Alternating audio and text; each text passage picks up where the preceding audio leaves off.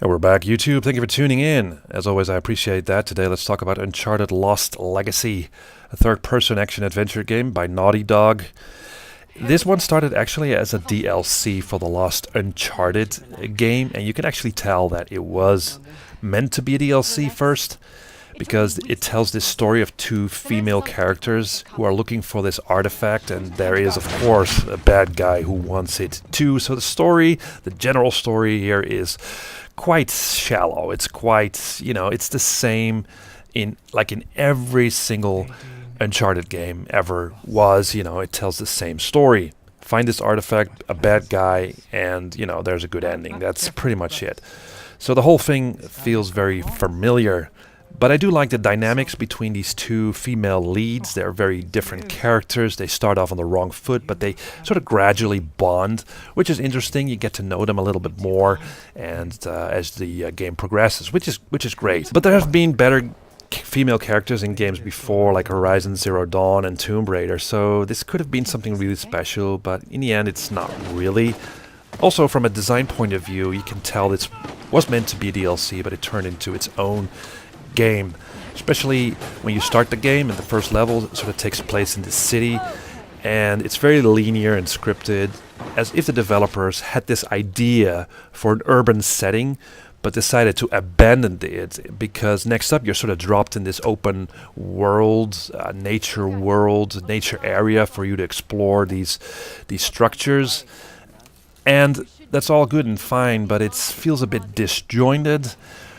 What you'll be doing in this game is sort of go to points of interest and start scaling ruins. That's what you do. You climb these ruins. The platforming in this game feels very, very familiar. If you've played an Uncharted game before, it feels very safe, feels almost scripted in a way. It's always clear where to go next.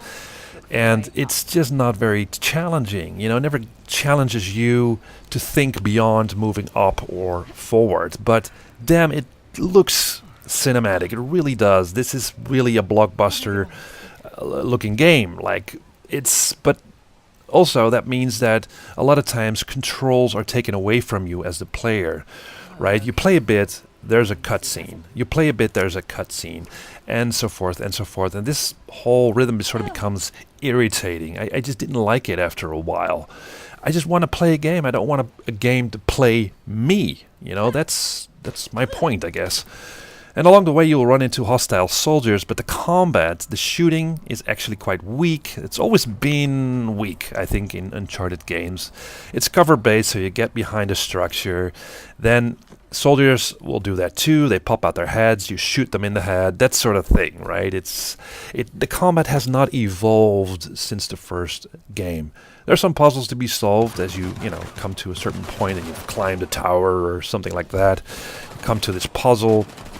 You have to solve it, and the puzzles are great, I think. The game gives you hints what to do with the puzzle if you are not solving it quickly enough or something, which is great, for people who get very frustrated if they cannot solve a puzzle anytime soon. That's great. So that's pretty much it, It's an Uncharted game. It's a light adventure game. It has a light story. It has light and weak combat. There's light platforming. It looks great. It looks fantastic. But it doesn't take the Uncharted series into a meaningful direction. If this is the future of Uncharted, I think they should go back to the drawing board and start reinventing the series. And that's what I think. It's servable. It's servable.